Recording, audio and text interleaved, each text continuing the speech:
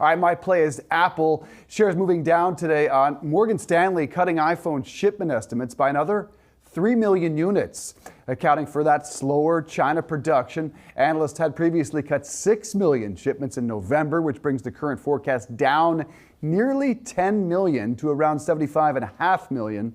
The holiday season typically makes this Apple's biggest quarter. Morgan Stanley estimates, though, a 3% hit to revenue because of all this.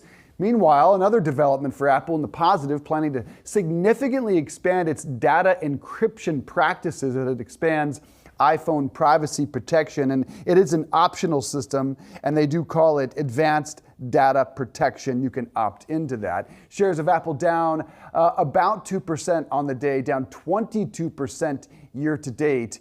It's been a rough go given all those China lockdowns. It certainly has been. Apple clearly very much affected by the China lockdowns, affected by the recent protests at their Foxconn plant. When we also put this into dollar terms, I know Morgan Stanley was estimating 3 to 4% hit in revenue. Dan Ives saying that it's costing Apple $1 billion a week in lost iPhone sales when you take into account all the protests, the stoppage there at a very, very important plant. This could be a rough couple of months ahead for Apple. We know the holiday season is so critical, so much emphasis on iPhone sales in particular during the November and December months.